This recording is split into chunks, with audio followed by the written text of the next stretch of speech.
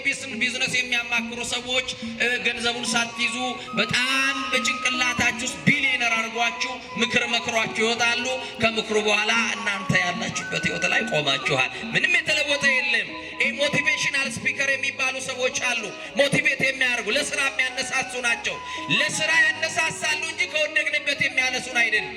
ከኃጢአት የሚያጥሩን አይደለም። ከእግዚአብሔር ጋር የሚያገናኙን ሞቲቬሽናል ስፒከር የሆኑት ሰዎች የሉ። ልብ አድርጋችሁ ስሙኝ። አሁን የእግዚአብሔር ቃል የሚነገረው ከውድቀታችን እንድንነሳ ነው። ከተዳደፍንበት እንድንጠራ ነው። የሚያጥበን ጌታ አለስ መቆሸሻችን ከገባንና ካመንለት መውደቃችን ከገባን እጃችንን እንስተውና እሱ ደግሞ ይዞ ስቦ የሚያነሳን ጌታ እንዳለ እንነግራችኋለን። ብዙ በሕይወታችሁ ያልተፈቱ ቋጠሮች አሉ። አዎ ከቋጠሮ በፊት መፈታት ያለብህ አንተ ራስህ ነህ። ጤናማ ያልሆነ ትዳር ውስጥ ያለ፣ ጤናማ ያልሆነ ንግድ ውስጥ ያላችሁ፣ ጤናማ ያልሆነ ቤተሰብ ውስጥ ያላችሁ መጀመሪያ ትዳራችሁ ይፈወስ፣ መጀመሪያ ንግዳችሁ ይፈወስ፣ መጀመሪያ እናንተ ጤናማዎች ሁኑ። ለዚህ ነው ብዙ አይነት በሕይወታችን ስኬት የሚለው ነገር የተለየን በዘመኑ ያልተሳካለት ሰው። ትዕማርም ወደ ወንድሟ ወደ አምኖን ቤት ሄደች። ተኝቶም ነበር። ዱቄት ወስዳ ለወሰች፣ እያየም እንጎቻን ጋገረችለት። ምጣዱንም ወስዳ በፊቱ ገለበጠች። እሱ ግን ይበላ ዘንድ እምቢ አለ። ምክንያቱም ፍላጎቱ ዝሙት ነው እንጂ ምንድን ነው? እሷን ከክብር ማሳነስ ነው እንጂ እንጀራ መብላት አይደለም። አያችሁ፣ እምቢ አለ። ደክማ ነው የሰራችለት። እውነት ወንድሜ ታሟል፣ ከኔ እጅ ቢበላ ይድናል። ይህንን የሰማች እሷ አንዳች ነገር ሊያደርግባት ፈልጎ ለዝሙት እንደከጀላት፣ ሊያስነውራት እንደፈለገ፣ ከክብር ሊያሳነሳት እንደመጣ ግን አታውቅም። ይህንን አደረገ። ከዛስ ሰውን ሁሉ ከቤት ውስጥ አስወጡልኝ አለ። አያችሁ፣ ሰው ሁሉ ከቤት ሲወጣ ይህን ሁሉ ነገር አልጠረጠረችም። ሰው ሁሉ ከእርሱ ወጣ። አምኖንም ትዕማርን ከእጅሽ በላ ዘንድ መብሉን ወደ እልፍኙ አግቢ አለ። ወደ መተኛው፣ አያችሁ፣ ወደ ማረፊያው ክፍል አስገቢው አላት። ትዕማርም የሰራችውን እንጎቻ ወስዳ ወንድሟ አምኖን ወዳለበት እልፍኝ አስገባችው። መብሉን ባቀረበች ጊዜ ያዛትና እህቴ ሆይ ነይ ከእኔም ጋር ተኚ አላት ይላል። አማኑኤል ይጠብቀን። በእውነት ከእኔ ጋር ነይ አላት። እንተኛም አላት።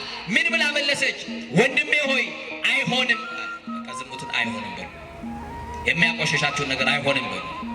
እግዚአብሔር የማይከብርበትን ነገር፣ መቅደስ ሰውነታችን የሚያቆሸሽ ነገር አይሆንም በሉ። ያችሁ ለቅድስና ነው እሺ ብሎ የተባለ አይሆንም አለችው። ቃሏን ግን አልሰማም። ከእርሷም ይልቅ ብርቱ ነበርና በግድ ይዞ አስነወራት ይላል። በግድ ይዞ ምን አላት? አስነወራት። የሚፈልገው ኃጢአት ከእሷ ጋር ማመንዘር፣ በዝሙት መውደቅ ነበረ ፍላጎቱ። የሚፈልገው ተሳካለት፣ አመነዘረ። ከዛ በኋላ ከወደዳት መውደድ ይልቅ አብዝቶ ጠላት ይላል። አያችሁ መጨረሻዋ። ዓለም እንደዚህ ነው። አላምጣ ምትተፋኔ እናቴ ልጅ። ዓለም እንደ ሸንኮራ አገዳ መጣ ትጠፋለች። ሳት አያችሁ፣ አኝካ ትተፋናለች። ግድ የለም አኝካ እንኳን ከተፋችን ግድ የለም። ማን ይፈልገናል? አማኑኤል ይፈልገናል። ዓለም ይኸው መጣ ወዛችን ጠውልገን እንመጣለን። ማን ይፈልገናል? ማን ያለመልመናል? በቃ ቆሽሸን እኮ ነው የምንመጣው። ለመንጻት እኮ ነው የምንመጣው። መቆሸሻችን ሲገባን እኮ ነው የምንመጣው። ሕፃን ልጅ መቆሸሹ ሲገባ ወደ እናቱ ይሄዳል። እናቱ ስለምታጥበው እኛ መቆሸሻችን ሲገባን ወደ እናቱ ቤተክርስቲያን እንመጣለን። እና ይገርማል።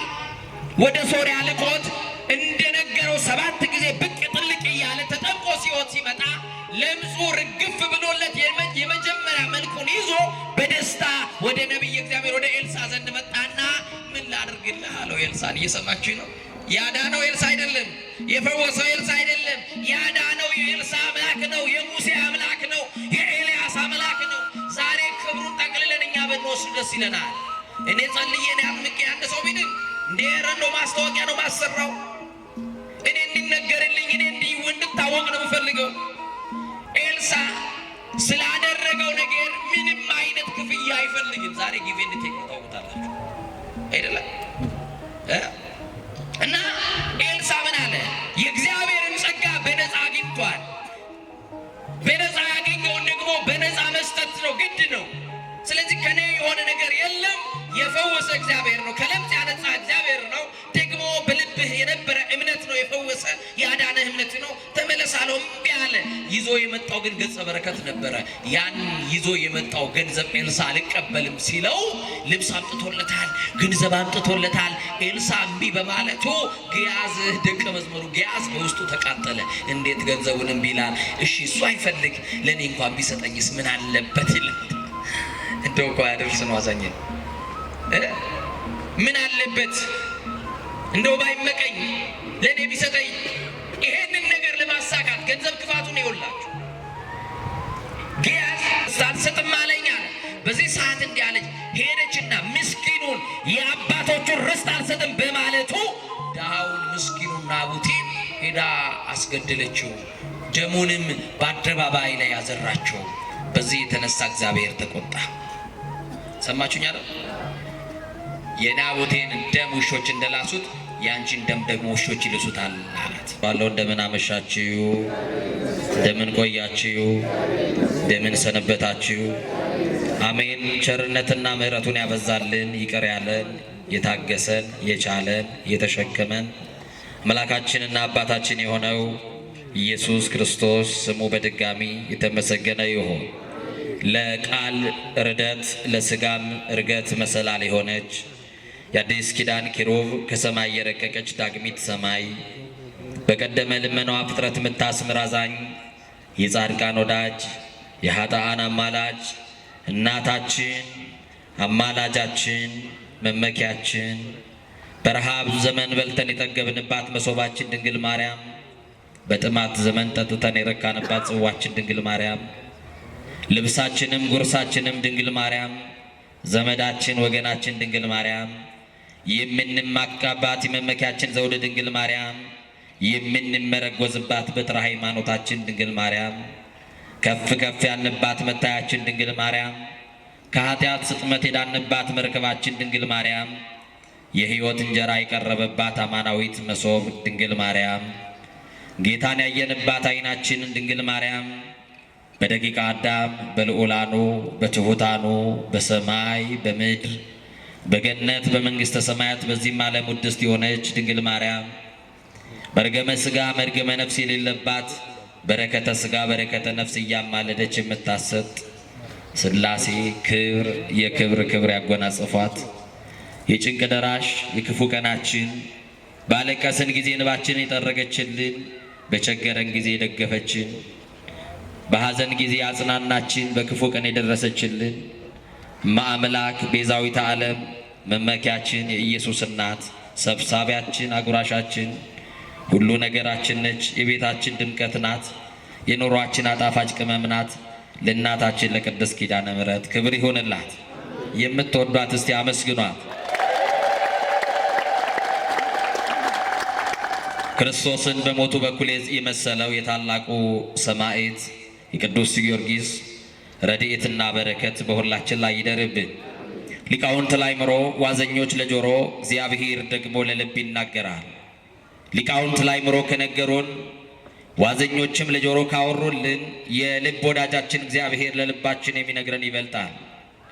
ከአለት በላይ የጠነከረው ልባችንን በፍቅሩ መዶሻ ሰብሮ የሚረባንንና የሚጠቅመንን የሚያስተምረን እግዚአብሔር በዚህ በተወደደ ሰዓት እግዚአብሔር መንፈስ ቅዱስ ከስብራታችን ይጠግነናል። እግዚአብሔር መንፈስ ቅዱስ ከሐዘናችን ያጽናናናል። እግዚአብሔር መንፈስ ቅዱስ ሁላችንንም ይመክረናል፣ ያስተምረናል፣ ይጠግነናል። መንፈስ ቅዱስ ሁላችንንም ይናገረን። የምንነጋገርበት የትምህርታችን ርዕስ የምናደርገው በትንቢተ ኤርምያስ ምዕራፍ 22 ቁጥር 30 ላይ ያለውን መለኮታዊ ሐሳብ በማንሳት ነው። ቃሉ እንዲህ ይላል፣ በዘመኑ ያልተሳካለት ሰው ይላል። እስቲ ከኔ ጋር ትላላችሁ፣ በዘመኑ በሉ። ያልተሳካለት ሰው፣ በዘመኗ ያልተሳካላት ሴት፣ በዘመኑ ያልተሳካለት ወንድ።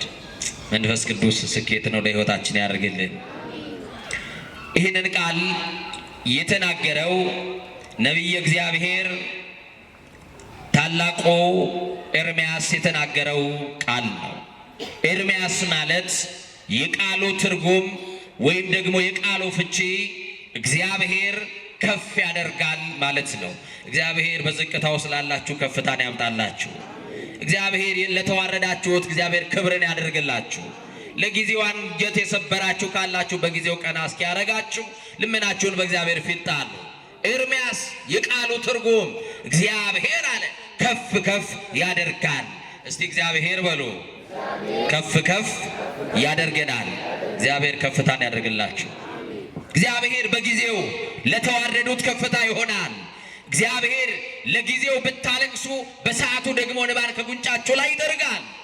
በሕይወታችሁ ውስጥ ልቅሶ ቢሆን፣ በትዳራችሁ ውስጥ ልቅሶ ቢበዛ፣ ሰንሰለታማ የሆነ ችግር በሕይወታችሁ ቢፈራረቅ፣ እወጣዋለሁ አልፈዋለሁ የምትሉትን መውጣት አቅቷችሁ ዳዴ እያላችሁ በእግራችሁ መራመድ አቅቷችሁ እጃችሁንም ጨምራችሁ ምትንፏቀቁ አላችሁ። ኑሮ ያልተሳካላችሁ፣ ትዳር ያልሰመረላችሁ፣ ንግዱን እየጀመራችሁ የምታውቆሙት የቱንም እናንተ የምትጀምሩት ነገር ስኬት አላመጣ ብሎ በኑሮ ሸለቆ ውስጥ ደግሞ የምታለቅሱ ሰዎች አላችሁ። ዛሬ እንዲህ እላችኋለሁ፣ እግዚአብሔር በሰዓቱ ሲጎበኝ ከፍ ከፍ ያደርግሃል። እግዚአብሔር ይምጣና ከፍ ከፍ ያደርገን። ለቅሶ የበዛበትን ትዳር፣ ማጉረምረም የበዛበትን ትዳር፣ ተስፋ የቆረጥንበትን ሕይወት እግዚአብሔር ይምጣና ይቀይርልን። አሜን በሉ። ማን ይቀይረው? ይገርማል። በዘመኑ ያልተሳካለት ሰው አለ ኤርምያስ። በሕይወት ዘመን ያልተሳካለት ሰው አለ። በትዳር ዘመኑ ያልተሳካለት ባለ ትዳር አለ። የእግዚአብሔር ልጆች በትዳር ዘመኑ ያልተሳካለት ባለ ትዳር፣ በንግድ ስራው ያልተሳካለት ነጋዴ፣ በመሪ ዘመኑ ያልተሳካለት መሪ። እንዴት ልበላችሁ? ብዙ አይነት ስኬቶች አሉ በሕይወት። አሁን እዚህ ውስጥ ያልተሳካልን ነገር ምንድነው ብንል፣ ግማሹ በትዳር ደግሞ ትዳርን ይዞ በልጅ ልጅ ይዞ ደግሞ አልተባረካለ፣ ንግድ ጀምሮ ያልተሰመረለታለ፣ ተምሮ ስራ ያጣለ፣ በተለያየ ዘርፍ ስኬት የሚለውን ነገር ልናገኝ አልቻልንም። የኛ ጥረት የኛ ሩጫ ምንም ሊፈጥርልን ደግሞ አልቻለም። አንዳንድ ጊዜ ቢዝነስ የሚያማክሩ ሰዎች ገንዘቡን ሳትይዙ በጣም በጭንቅላታችሁ ውስጥ ቢሊየነር አድርጓችሁ ምክር መክሯችሁ ይወጣሉ። ከምክሩ በኋላ እናንተ ያላችሁበት ህይወት ላይ ቆማችኋል። ምንም የተለወጠ የለም። ሞቲቬሽናል ስፒከር የሚባሉ ሰዎች አሉ። ሞቲቬት የሚያደርጉ ለስራ የሚያነሳሱ ናቸው። ለስራ ያነሳሳሉ እንጂ ከወደቅንበት የሚያነሱን አይደሉም። ከኃጢአት የሚያጥቡን አይደለም። ከእግዚአብሔር ጋር የሚያገናኙን ሞቲቬሽናል ስፒከር የሆኑት ሰዎች የሉ። ልብ አድርጋችሁ ስሙኝ። አሁን የእግዚአብሔር ቃል የሚነገረው ከውድቀታችን እንድንነሳ ነው። ከተዳደፍንበት እንድንጠራ ነው። የሚያጥበን ጌታ አለስ። መቆሸሻችን ከገባንና ካመንለት፣ መውደቃችን ከገባን እጃችንን እንስተውና እሱ ደግሞ እጁ ይዞ ስቦ የሚያነሳን ጌታ እንዳለ እንነግራቸዋለን። ብዙ በሕይወታችሁ ያልተፈቱ ቋጠሮች አሉ። አዎ ከቋጠሮ በፊት መፈታት ያለብህ አንተ ራስህ ነህ። ጤናማ ያልሆነ ትዳር ውስጥ ያለ፣ ጤናማ ያልሆነ ንግድ ውስጥ ያላችሁ፣ ጤናማ ያልሆነ ቤተሰብ ውስጥ ያላችሁ፣ መጀመሪያ ትዳራችሁ ይፈወስ፣ መጀመሪያ ንግዳችሁ ይፈወስ፣ መጀመሪያ እናንተ ጤናማዎች ሁኑ። ለዚህ ነው ብዙ አይነት በሕይወታችን ስኬት የሚለው ነገር የተለየን። በዘመኑ ያልተሳካለት ሰው በሕይወቱ ውጣ ውረድ ያላችሁ፣ ለጊዜ ተቸግራችሁ የተጎሳቆላችሁ፣ ለጊዜው አንገት የደፋችሁ፣ ዛሬም ማልቀስ ነገም በሰው ፊት መቆም፣ ኑሯችሁ ሁሉ ከብድር ያልወጣ ከብድር ማታልፉ፣ ሁልጊዜ በሰው ፊት መቆም እየሰለቻችሁ፣ ሰው የምትጠይቁበትን ቋንቋ ያጣችሁ፣ ብድር የተበደራችሁ መንደሩን ዞራችሁ ምትገቡ፣ አመሻሽ ላይ ወደ ቤት ምትገቡ፣ ሌሊት ከቤት ምትወጡ አላችሁ፣ በሰቆቃ የምትኖሩ አላችሁ። የወር ደሞዛችሁ ይኸው ቤት ልጆቻችሁን ማስተዳደር አቅቶት በጭንቀት ውስጥ ያላችሁ ሰዎች አላችሁ። ስኬት ማን ነው? ስኬት ምንድን ነው? ኤርምያስ የቃሉ ትርጉም የራሱ የስሙ ትርጉም ራሱ እግዚአብሔር ከፍ ያደርጋል። አይዟችሁ፣ ለጊዜው ነው። አይዟችሁ፣ ማጣት ሊኖር ይችላል። አይዟችሁ፣ ጉስቁልና ሊኖር ይችላል። አይዟችሁ፣ ቤተ ዘመድ ተሰብስቦ የእናንተ ጥያቄ መፍታት ላይችል ይችላል። ገንዘብ የማይመልሰው ጥያቄህን ግን አማኑኤል ይመልሰዋል። አይዞ ወንድሜ፣ ስልጣን የማይፈታውን ጥያቄ መድኃኒዓለም ይፈታዋል። ልመናችሁን ለባለጸጋዎች አይደለም፣ ለባለስልጣን አይደለም፣ ለመድኃኒዓለም ንገሩት።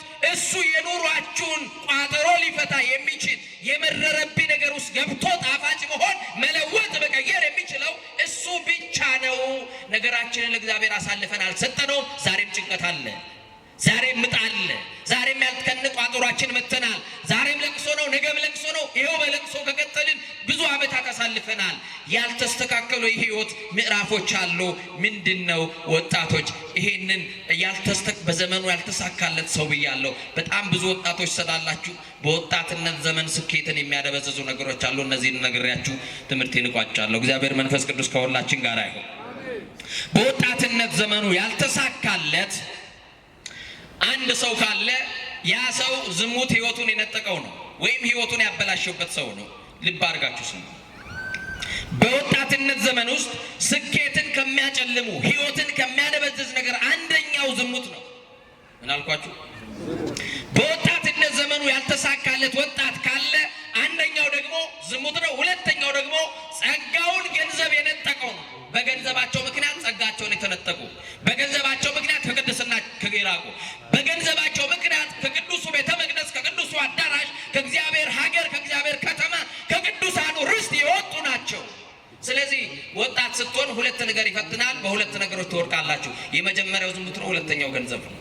ዝሙት ያልጣለውን ገንዘብ ይጥለዋል፣ ገንዘብ የጣለውን ደግሞ ዝሙት ይጥለዋል። እንዲህ ካለ ኃጢአት መድኃኔዓለም ሁላችንም ይጠብቀን። አንደኛ ብለን የምናየው በዘመኑ በስቲ ከኔ ጋራ ይሄንን አብረን እንድትሉ እለምናችኋለሁ። እስቲ በወጣትነት ዘመኑ በሉ ያልተሳካለት ወጣት ምን አይነት ሰው ነው? በወጣትነት ዘመኑ ያልተሳካለት ወጣት ማን ነው የሚለውን በመጽሐፍ ቅዱስ ጥቂት እየከፈን እናንተ ገብታችሁ ቤታችሁ በደንብ ታሪኩ እንድታነቡ እኔ ከላይ ሐሳቡን እንድትረዱ ትነግራችኋለሁ። የወጣትነት ጊዜያትን ከሚያባክኑ ስኬትን ከሚያጨልሙ ነገሮች አንደኛውና ሊሰመርበት የሚገባው ዝሙት ነው። ሰማችሁ? የወጣትነት ዘመንን የሚያጨልም ስኬት የሚለውን ነገር የሚነጥቀን አንደኛው ማን ነው? ንገሩኛ። ዋነኛው ዝሙት ነው። ቅዱስ መጽሐፍ እንደሚነካ ዝሙት ካለበት ሽሹ ተብለናል። በዚህ በአንደኛ ቆሮንቶስ መልእክቱ ቅዱስ ጳውሎስ ምዕራፍ 6 ቁጥር 18 ላይ እንዲህ ይላል፣ ከዝሙት ሽሹ ይለናል። ኃጢአትን በሁለት መንገድ ማምለጥ እንችላለን። አንደኛው ሸሽተን የምናመልጠው፣ ሁለተኛው ታግለን የምናመልጠው። ታግሎ ማምለጡ አልሆነልንም፣ ሸሽቶ ማምለጡን እንችላለን። ትችላላችሁ? እያችሁ ሸሽቶ ማምለጥ ለመታገል አቅምህ ስስ ልትሆን ትችላለህ። በቀላል ልትሸነፍ ትችላለህ። መጠጥ ሊጥልህ ይችላል። ደካማ ነገሮችን ሰዎች አጥንተው በዙሪያ ያሉ ሰዎች ሊጥሉ ይችላሉ። ሸሽተ ማምለጥ ግን አያቅትህምና ወንድሜ ሸሽታችሁ አምልጡ። ዝሙት ከነገሰባት መንደር፣ እግዚአብሔር ካልከበረባት ስፍራ ሸሽታችሁ አምልጡ። ቅዱስ ጳውሎስ የነገረን ለቆሮንቶስ ክርስቲያኖች በጊዜው ይናገር እንጂ ለእኔና ለእናንተ ዝሙት ስኬትን፣ ዝሙት ህይወትን ስለሚያጨልም ከዝሙት ምን በሉ አለ? ሽሹ አለ። በሁለተኛ ሳሙኤል ምዕራፍ 13 ቁጥር 1 ጀምራችሁ ስታነቡ አንድ ታሪክ እናገኛለን። ይህንን ታሪክ ምናልባት በተለያዩ መምህራን አባቶች ተምራችኋል። አጠር አድርጌ እነግራችኋለሁ። እንዲህ ይላል መጽሐፈ ሳሙኤል ካልዕ ምዕራፍ 13 ቁጥር 1 ላይ ከዚህም በኋላ እንዲሆነ ለዳዊት ልጅ ለአቤሴሎም አንዲት የተዋበች እህት ነበረችው፣ ስሟም ትዕማር ነበር። የዳዊት ልጅ አምኖንን ወደዳት። አምኖንም ከእህቱ ከትዕማር የተነሳ እጅግ ስለተከዘ ታመመ። ድንግልም ነበረችና አንዳች ያደርጋት ዘንድ በዓይኑ ፊት ጭንቅ ሆኖበት ነበረ። ለአምኖንም የዳዊት ወንድም የሳምዓ ልጅ ኢዮናዳብ የሚባል ወዳጅ ነበረው። ኢዮናዳብም እጅግ ብልህ ሰው ነበር። እርሱም የንጉሥ ልጅ ሆይ ስለምን በቀን በቀን ትከሳለህ አለው። ከሰውነት ተራ ወጥተሃል፣ ጠቁረሃል፣ አንዳች ሐሳብ ገብቶሃል፣ ምንድን ነው ንገረኝ ብሎ የታመመውን ሊጠይቅ ይህንን ጥያቄ አቀረበለት። እህቴ ትዕማር እንድትመጣ እንዲህ አለው። አምኖንም የወንድሜን የአቤሴሎምን እህት ትዕማርን ወድጃታለሁ አለው። አያችሁ፣ ዝሙት ዘመድ አይመርጥም። የእናቴ ልጅ ዘመድ እኮ ነው፣ እህቱ እኮ ናት። ወድጃታለሁ አለ።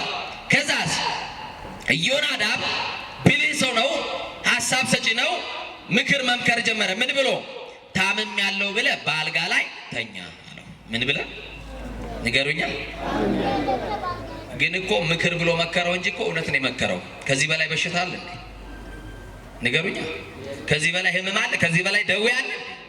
አያችሁ። እና ታምም ያለው ብለህ ተኛ። አባት ሊያይ በመጣ ጊዜ እህቴ ትዕማር እንድትመጣና እኔም የምበላውን እንጀራ እንድትሰጠኝ መብሉን እኔ እያየው እንድታዘጋጅልኝ ከእሷ እጅ እንድበላ እሷን ወደ እኔ ላክልኝ ብለህ ለምነው። የዛን ጊዜ የወደድካት ሴት ወደ እልፍኝ ትገባለች፣ የወደድከውን አድርግ ብሎ መከረው ይላል። ልብ አድርጋችሁ ስሙ። ዳዊትም መብልን ታዘጋጁለት ዘንድ ወደ ወንድምሽ ወደ አምኖን ቤት ሂጂ ብሎ መልእክተኞች ወደ ትዕማር ቤት ላከ። ትዕማርም ወደ ወንድሟ ወደ አምኖን ቤት ሄደች። ተኝቶም ነበር። ዱቄት ወስዳ ለወሰች፣ እያየም እንጎቻን ጋገረችለት። ምጣዱንም ወስዳ በፊቱ ገለበጠች። እሱ ግን ይበላ ዘንድ እምቢ አለ። ምክንያቱም ፍላጎቱ ዝሙት ነው እንጂ ምንድን ነው? እሷን ከክብር ማሳነስ ነው እንጂ እንጀራ መብላት አይደለም። አያችሁ፣ እምቢ አለ። ደክማነ የሰራችለት እውነት ወንድሜ ታሟል፣ ከኔ እጅ ቢበላ ይድናል። ይህንን የሰማችው እሷ አንዳች ነገር ሊያደርግባት ፈልጎ ለዝሙት እንደከጀላት ሊያስነውራት እንደፈለገ ከክብር ሊያሳንሳት እንደመጣ ግን አታውቅም።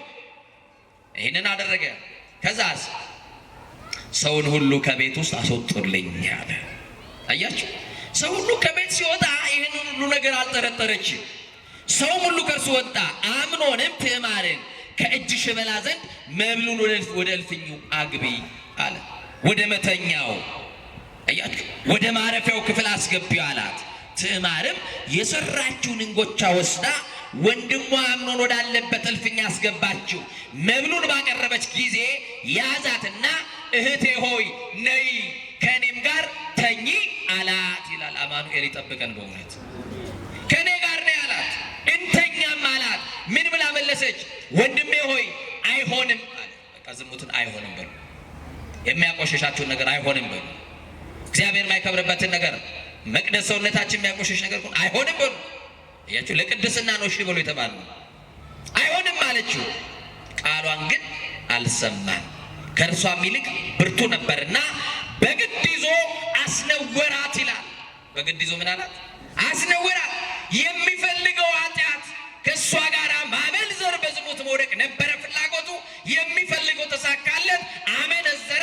ከዛ በኋላ ከወደዳት መውደድ ይልቅ አብዝቶ ጠላት ይላል። አያችሁ መጨረሻዋ። ዓለም እንደዚህ ነው። አላምጣ ምትተፋኔ እናቴ ልጅ። ዓለም እንደ ሸንኮራ አገዳ መጣ ትጠፋለች። ሳት አያችሁ፣ አኝካ ትተፋናለች። ግድ የለም አኝካ እንኳን ከተፋችን ግድ የለም። ማን ይፈልገናል? አማኑኤል ይፈልገናል። ዓለም ይኸው መጣ ወዛችን ጠውልገን እንመጣለን። ማን ይፈልገናል? ማን ያለመልመናል? በቃ ቆሽሸን እኮ ነው የምንመጣው። ለመንጻት እኮ ነው የምንመጣው። መቆሸሻችን ሲገባን እኮ ነው የምንመጣው። ሕፃን ልጅ መቆሸሹ ሲገባ ወደ እናቱ ይሄዳል፣ እናቱ ስለምታጥበው። እኛ መቆሸሻችን ሲገባን ወደ እናቱ ቤተክርስቲያን እንመጣለን። ምንድን ነው ታዲያ አቃተን? ቤተክርስቲያኑን እኮ መተናል፣ ይኸው ቃሉን እየሰማን ነው። መታጠቡ ላይ ፈራን። ንስሐ ምን ነው? መንጻቱ ላይ ፈራን። ምን ነው? ንስሐ መግባቱ ላይ ፈራን። ምን ነው? ከምስጢራት ተሳትፎ መድረስ፣ ቅዱስ ቁርባን መቀበል ለምን ፈራን? ውስጥ ገብቶ ማስቀደሱን ሳልፈራንም፣ የሌሊቱን እንቅልፍ አሸንፎ ማይሌት መቆሙን ሳልፈራንም። ያው አያችሁ፣ ዝሙት ህይወታቸውን ያበላሸባቸው ናቸው። በዘመኑ ያልተሳካለት ወጣት የተባለው ዝሙት ህይወቱን የነጠቀው ልክ እንደዚህ ሰው እንደ አቤሴሎም ልጅ ዝሙት ህይወቱን ያበላሸበት ሰው ነው። ወጣቱ ለክብር እንዳይበቃ ከሚያደርጋቸው አንዱ የህይወት መሰናክል ዝሙት ነው። ለህይወት እንዳትበቁ ያደርጋቸዋል። ለክብር እንዳትበቁ ያደርጋቸዋል። ወገኖቼ፣ ካህኑን በክህነቱ ዲያቆኑን በተልእኮ ከመቅደስ ይለየዋል። መስዋዕቱን በንጽህና እንዳንሰዋ፣ ንጹህ መስዋዕት እንዳናሳርግ፣ ንጹህ ዕጣን እንዳናጥን እንዳናሳርግ ያደርገናል። አያችሁ። እና እግዚአብሔር መንፈስ ቅዱስ ሰውነታችን ይጠብቅልን። በዚህ በዮሐንስ ወንጌል ምዕራፍ 8 ላይ ታሪኳን የምታውቋት ሴት ዘመኗን ሁሉ በዝሙት በምንዝር የኖረች ሴት፣ ዝሙት መተዳደሪያ የሆነላት፣ ወደ እርሷ እየገቡ የሚያመነዝሩ ሰዎች ከዛ የሚፈልጉትን ካደረጉ በኋላ በሚሰጧት ሳንቲም የምትኖር ሴት ነበረች። አንድ ቀን ወደ ክርስቶስ እቀርባለሁ አላለችም። አንድ ቀን ከበደሌ ነጻለሁ ብላላ ባላሰበችበት ሰዓት ከሳሾች ቀርቦ ክርስቶስ ጋር እንዳደረሷት ለዚህ ታሪክ እንግዳ አይደላችሁ። ወንጀለኛ ተብላ ለብቻዋ። ወገኖቼ፣ አሁን አማኑኤል ደብቆልን ነው እንጂ ሁላችን ወንጀለኛ አይደለም። አማኑኤል አልፎን ነው እንጂ አትቶልን ነው እንጂ ሰርዞልን ነው እንጂ አይቶ እንዳላየ ለንስሐ ዕድል ሰጥቶን ነው እንጂ ቢገልጥብንማ ማን ንጹሕ አለ? የለም እኮ። ማን ለክብር የሚበቃለ? የለም እኮ። እንደው አሁን ለመቅደሱን መጥናለን ራሳችንን ብንፈትሽ እንደው ለአውደ ምሕረቱ ስንመጥናለን እንደኔ ያለው ደካማው መምህር አልቆሸሽንም። የደከምንበት ነገር የለም አለ። ማን ሸፍኖልን? ማን ደብቆልን? ማን ከድኖልን? ማን ከቶልን? አይ ክብር ለመድኃኔዓለም ይሁን። በደልና ኃጢአታችን እንደ በቀል ላላሰጣብን ለአማኑኤል ክብር ይሁንለት። አሜን በሉ። ይገርማል እኮ እና ሁለተኛው ገንዘብ ነው ብያቸዋለሁ። ምንድነው አልኳችሁ? ገንዘብ የወጣትነት ጊዜን። በነገራችን ላይ በወጣትነት ሰርታችሁ ገንዘብ መያዝ አይደለም እያልኳችሁ ያላችሁ፣ በገንዘባቸው የጠፉትን ወጣቶች ነው እያወሯችሁ ያለው። በዘመኑ ያልተሳካለት ሰው ማን ነው? በዚህ በሁለተኛ ነገሥት ምዕራፍ 5 ቁጥር 20 ላይ ስታነቡ የነቢየ እግዚአብሔር የቅዱስ ኤልሳዕን ታሪክ በሚገባ ታነባላችሁ። ንዕማን የተባለ አንድ የሶሪያ የወታደር አለቃ ወደ እሱ መጥቶ ለምጻም የነበረ ሰው በንጉሥ ትእዛዝና ደብዳቤ ወደ ነቢየ እግዚአብሔር ወደ ቅዱስ ኤልያስ በረከት ወዳደረበት ወደ ኤልሳዕ ዘንድ መጥቶ ከለምጼ ነፃ ዘንድ እባክህን ወደ እግዚአብሔር አመልክትልኝ ጸልይልኝ ባለው ሰዓት በዮርዳኖስ ወንዝ ሂድና 7 ጊዜ ብቅ ጥልቅ እያልክ ተጠመቅና ና አለው። በአገሬ ያሉ ያልተፈረሱ ንጹህ የሆኑ እና አባበናና ፋርፋ የተባሉ የሶሪያ ንጹህ ምንጮች እያሉ የደፈረሰውን የዮርዳኖስ ወንዝ ላይ ተጠመቅ ብለህ እዛ ድረስ የምትልከኛል። ዛሬም እኮ አባቶቻችን እንዲሁ አይደለም። እዚሁ ጸበል እያለ አንዳንዶቹ እንደ ጻድቃን ሄደሽ ብትጠመቂ ብሎ ይልካሉ አይደል? በእነ ኤልሳዕ ዘመንም እንዲህ ነበር። እየሰማችሁ ነው? ጻድቃን ሄደሽ ብትጠመቂ፣ አንዳንዱን የወንጦጦ ኪዳነ ምሕረት ሄደ ብትጠመቅ፣ አንዳንዱን ደግሞ እንደው የት ነው እስቲ አንድ ጸበል ንገሩ። መቼም እናንተ ማትሄዱበት የለም። እስቲ ንገሩኝ። አቤት ማን? ዘብር ገብርኤል፣ ስውሯ ማርያም። አዎ ትሄዳላችሁ። የበረከት ስፍራዎች ናቸው አይደል? ቦታን የቀደሰው ሰው ነው አይደል? ሰውም ደግሞ በቦታ ይቀደሳል አይደል? ቦታን ስናከብር አይደል? እኛም ስንከብርበት በንጽህና ስንይዘው ለእግዚአብሔር ሲፈስበት አዎ ታምር ይሰራል እግዚአብሔር። እውነት አስብ። እውነት እናንተ ማምናችሁ ስለምትሄዱ ደግሞ ድናችሁ ትመጣላችሁ። አያችሁ እና ይገርማል። ወደ ሶሪያ ልኮት እንደነገረው 7 ጊዜ ብቅ ጥልቅ እያለ ተጠምቆ ሲመጣ ለምጹ ርግፍ ብሎለት የመጀመሪያ መልኩን ይዞ በደስታ ወደ ነቢየ እግዚአብሔር ወደ ኤልሳዕ ዘንድ መጣና ምን ላድርግልህ አለው። ኤልሳዕን እየሰማችሁ ነው? ያዳነው ኤልሳዕ አይደለም፣ የፈወሰው ኤልሳዕ አይደለም። ያዳነው የኤልሳዕ አምላክ ነው፣ የሙሴ አምላክ ነው፣ የኤልያስ አምላክ ነው። ዛሬ ክብሩን ጠቅልለን እኛ ብንወስድ ደስ ይለናል። እኔ ጸልዬ ነው አጥምቄ አንድ ሰው ቢድን እንደ ረንዶ ማስታወቂያ ነው ማሰራው። እኔ እንዲነገርልኝ እኔ እንድታወቅ ነው የምፈልገው። ኤልሳዕ ስላደረገው ነገር ምንም አይነት ክፍያ አይፈልግም። ዛሬ ጊዜ እንድትሄድ ነው ታውቁታላችሁ አይደለም? እና ኤልሳዕ ምን አለ? የእግዚአብሔርን ጸጋ በነፃ አግኝቷል። በነፃ ያገኘውን ደግሞ በነፃ መስጠት ነው፣ ግድ ነው። ስለዚህ ከኔ የሆነ ነገር የለም። የፈወሰ እግዚአብሔር ነው፣ ከለምጽ ያነጻ እግዚአብሔር ነው። ደግሞ በልብህ የነበረ እምነት ነው የፈወሰ ያዳነ እምነት ነው። ተመለስ አለው። እምቢ አለ። ይዞ የመጣው ግን ገጸ በረከት ነበረ። ያን ይዞ የመጣው ገንዘብ ኤልሳዕ አልቀበልም ሲለው ልብስ አምጥቶለታል፣ ገንዘብ አምጥቶለታል። ኤልሳዕ እምቢ በማለቱ ግያዝ ደቀ መዝሙሩ ግያዝ በውስጡ ተቃጠለ። እንዴት ገንዘቡን እምቢ ይላል? እሺ እሱ አይፈልግ ለኔ እንኳን ቢሰጠኝስ ምን አለበት ይላል። እንደው እኮ ያደርስ ነው አዛኝ ምን አለበት እንደው ባይመቀኝ ለኔ ቢሰጠኝ። ይሄንን ነገር ለማሳካት ገንዘብ ክፋቱን ይውላችሁ። ግያዝ ከኤልሳዕ ጋር ሆኖ ከገንዘብ የተሻለውን ጸጋ ማግኘት ይችል ነበረ። ያንን ጸጋ ግን ገንዘብ ነጠቀው። ፍቅረ ነዋይ ገንዘብ መውደዱ ነጠቀው። ልብ አድርጉ። ከኤልያስ ጋር ማገልገሉ ኤልሳዕን የጠቀመውን የእግዚአብሔር ጸጋ የኤልያስን መንፈስ በሱ ላይ 2 እጥፍ ነው ጥፎ ነው የወረደለት። ገንዘብ አይደለም፣ ከገንዘብ የተሻለውን ነው ከመምህሩ ያገኘው ኤልሳዕ። ይሄም ግያዝ ደቀ መዝሙር ነው፣ ከመምህሩ የተሻለውን ጸጋ ያገኝ ነበረ፣ ግን ገንዘብ ነጠቀው። ልብ አድርጉ ወጣቶች፣ ዝሙት ያልነጠቀው ሌላው ደግሞ ገንዘብ ይነጥቀዋል። አያችሁ። ከዛ ምን አደረገ መሰላችሁ? ኤልሳዕን ሸወደና ሳያየው ተደብቆ ተሰናብቶ ወደ ሀገሩ እየተመለሰ ድኖ የሚመለሰውን ድሮ መቼም ገዳም ግሸን ማርያም ታውቃላችሁ አይደል? ግሸን ማርያም ሄዶ የሚያውቅ ሰው እስቲ እጁን ያሳየኝ። እንዴ እኔ እኮ ለመዘግብ እኮ አይደለም፣ ቀጣይ ምዝገባ አይደለም፣ እኔ ጉዞ አዘጋጅ አይደለም። እስቲ አውጡ አሳየኝ። 1 2 3 4 ሰው ምናምን አይቻለሁ። የለም እንደው ብር ቢኖረኝ ወስዳችሁ ነበር። እሺ ጥሩ ነው። ግሸን ማርያም ስንሄድ አንድ ልክ የሰማችሁና ኩታበር አካባቢ ነው አለፍ እንደተባለ ተለያየን የሚባል ወንዝ አለ እና ተለያየን ወንዝ ላይ ሰው ሁሉ እየወረደ ይታጠባል። ሰማችሁኛል? ወንዙ ራሱን የቻለ ታሪክ አለው። ተለያየን የተባለበት ምንድነው እየጠየቁ አይ ከዚህ በኋላ ከኃጢአት ጋር ቻው ቻው እየተባባል እስከዛሬ የሰራነውን በውሃ ታጥበን ምን እያልን ነው? ይሄማ እግዚአብሔርን ማታለል ነው የሚሆነው። ንስሐ ሳይገባ ንገሩኝ እንጂ ወደ ካህን ሳንቀርብ ቀኖና ሳንወስድ አያችሁ ሳንጾም ሳንጸልይ ይሄ ውሸት፣ ይሄ አይሆንም። የሰማችሁኝ ማለት ከዛ በኋላስ መስቀሉ ላይ ይወጣል ግሸን ማርያም። እኔ እንጃ እኔ በዘመናችን እንደዚህ አይነት በሬ ሲታረድም አይቻላል። መስቀሉ ላይ የፈሰሰው የክርስቶስ ደም ነው። መስቀሉ ላይ ወጥተን እንኳን የምንበላው የበሬ ስጋ ነው። መስቀሉ ላይ ልብ አድርጉ፣ መስቀሉ ላይ የፈሰሰው የኢየሱስ ክርስቶስ ደም ነው፣ ከኃጢአት ሁሉ የሚያነጻው። ወደሙ ለኢየሱስ ክርስቶስ ያነጻንም ሁሉ ኃጣውኢን የተባለው እዛም ሄደን የበሬን የፍየም የበግ ደም አፍስሰን ስጋ በልተን ወይን ጠጥተን ጠላ ጨልጠን እንመለሳለን። ይሄ ነው ከኃጢአት መለያየት? ከኃጢአት መለያየት ይሄ ነው ወይ? መስቀሉ ላይ ወጥተን የታረደውን የክርስቶስን ስጋ መቼ ነው የምንበላው?